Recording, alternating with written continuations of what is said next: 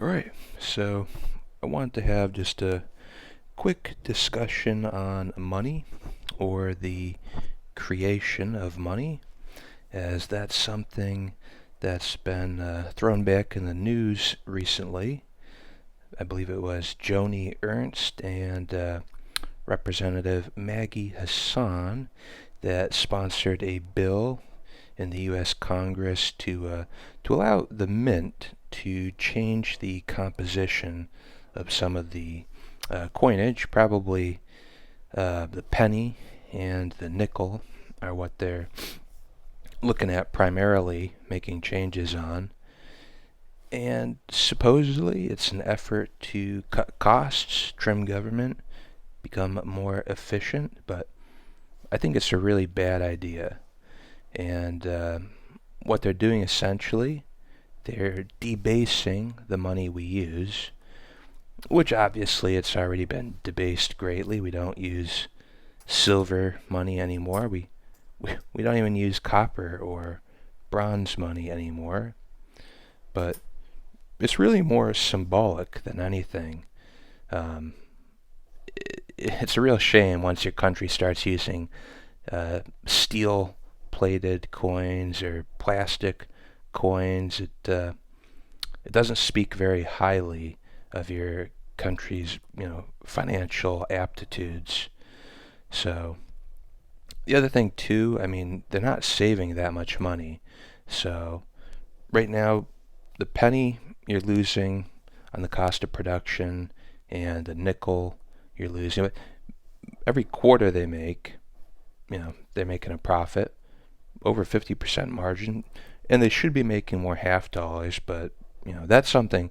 If you want to actually save money, maybe make more half dollars and kind of push for those to be adopted more widely into circulation, because there'd be a much larger seigniorage. So they're only saving, I didn't look at the exact numbers, I think it's like maybe $50 million, $100 million. I don't even think it's that high, to be honest. But what's our country spending? We're spending budgets of $1 trillion per year. And you think it's a good idea to symbolically debase, what little notions of money we have further to save literal pennies. It's really sad. And I want to talk about how the creation of money should work, historically speaking, and why it's kind of a fool's errand to look at the costs of the material. Because right now they're looking at the costs of zinc and just little bits of copper and nickel. Historically, you'd be looking at the costs of silver, you'd be looking at the costs of copper, and you'd be looking at the costs of gold. But in truth, the mint shouldn't really be spending anything, because it's the people who create the money. It's not the government. And basically a short history on that, the way it works, dating back to our country's founding and most other countries. If you wanted money to spend, whether you're a private individual or whether you're a corporation, you'd have your capital, which is money. That's gold and silver, specie or bullion. And in order to spend it more easily, you need coined money, just like this, what you see before you. So you take your bullion to the mint, and they would give you the coin. In the United States, you could bring your silver to the mint, and you could have it made into half dimes, they called it. Dimes, quarters, half dollars, and to some extent you could make it into dollars, although there was a change made, I think it was the Coinage Act of 1834 maybe, where they actually changed the weight.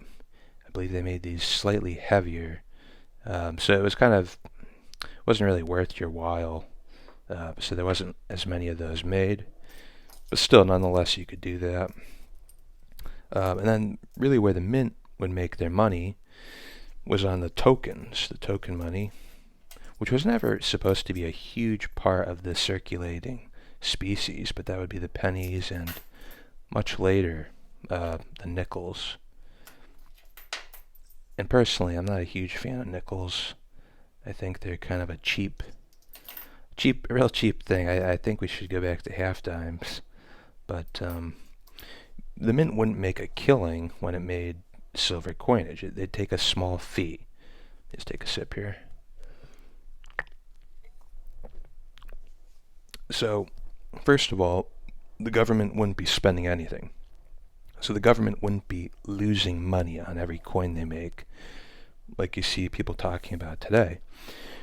It might cost, I don't know exactly, and I should look it up, let's say 1%, 2%, 3% fee to have your silver bullion turned into coin of the realm that you could spend more easily. Instead of bartering for goods and services, you'd have actual denominated coins.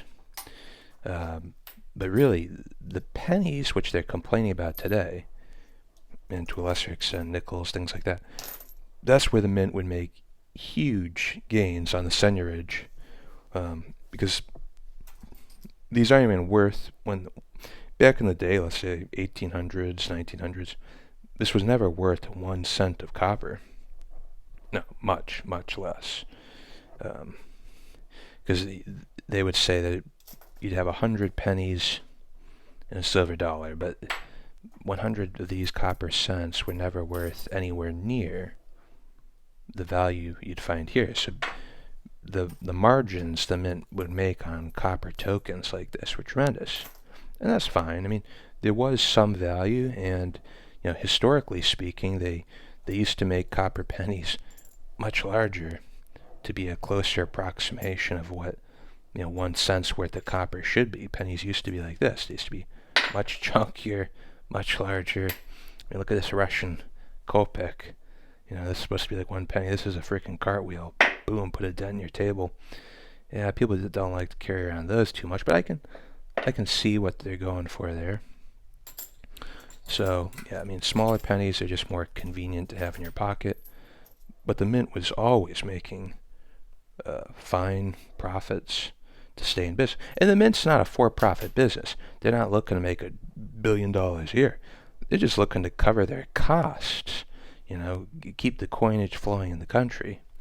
So that's kind of my short thoughts on it. The mint shouldn't be losing money on the coins because they shouldn't be looking at the prices of the material. Obviously, I'm a proponent of sound money. I think we should go back to hard species, silver and gold. And that was the other big problem. A lot of it stems from the so-called crime of 1873, which is kind of a backhanded measure when they kind of slipped it into Congress right before, I think, the Christmas break sort of thing. Kind of like Roosevelt might have done with the Federal Reserve, and people didn't know what they were signing, and it allegedly demonetized silver, and that led to a lot of irregularities on the silver to gold ratio. I think the way you could fix that would just be, instead of having, and actually, going back to that Coinage Act of 1834, they changed the ratio of 15 ounces of silver to 1 ounce of gold. They changed it from 15 to 16 to 1. And that actually, even that little minuscule change, caused a big issue of silver being not fairly valued. It was undervalued, so a lot of it was just shipped to Europe, where they could sell it for, even you're talking about like an 8% or smaller profit. Traders were just still shipping it all to Europe where they could sell it on the open market. Personally, I think that that's a good value, a good ratio of silver to gold. It should be about 15 to 1.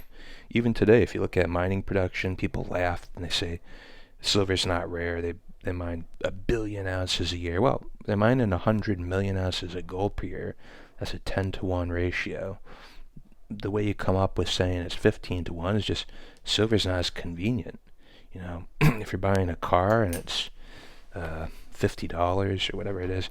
It's just less convenient to have 50 Morgan dollars in your pocket versus a couple small pieces of gold.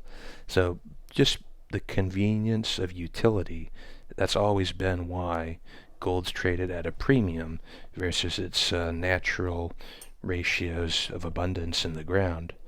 But what I think you could do is have bimetallism, gold and silver, but it's not an exact fixed ratio. I don't think we need a central bank, but I think we could have a treasury that can manage the ratio. And I think 15 to 1 is a great ratio anyways, maybe 15 and a half or 16. You start there. And nobody's really going to be using the gold a lot. So you could have a gold coin, whether that be like a sovereign, 1 pound, or whether it's some kind of eagle or half eagle. They're never used primarily in commerce. It's usually the circulating silver and the copper. It's much larger transactions, so you wouldn't have to deal with it as often.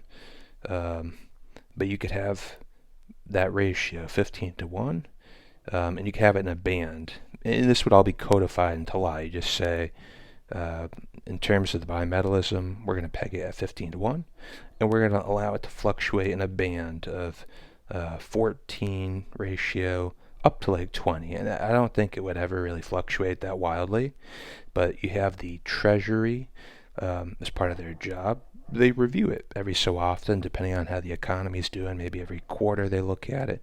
It's just like changing interest rates. If they need to change it, they can, so that speculators can't try to break the bank or something, or debauch the currency. If they need to move it up a little or move it down a little, you can't, just based on the underlying economy and what we need. But you'd have this all written into law where, you'd have like a board of governors, and the treasury has to be a vote. Congress has to approve it. Not a big deal. It makes perfect sense to me.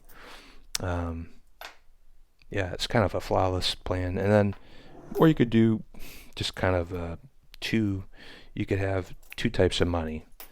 And that's really not crazy. I mean, you have countries today like Panama, or a lot of these Caribbean islands. They might use U.S. dollars and their local currency. Mexico even, they use the pesos and U.S. dollars, a lot of these resorts.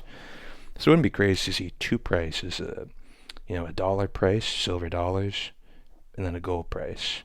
But people aren't really going to be spending gold a lot at the convenience store. Like I said, you wouldn't even need to have two prices or two currencies, gold and silver. You could just have that floating exchange rate that's periodically revalued where it needs to be. But anyways, like I said, I think it's really dumb that Congress is thinking about symbolically debasing our money further. And the mints, the treasuries have always made money on the centerage. You bring them your bullion, you pay a small fee, and they give you the coin. There's no losses at the mint. Or they always should be making money on the token money, the copper, and to a lesser extent nickel. I'm not a big fan of nickel money. But anyways, I'll cut it there, and have a good one.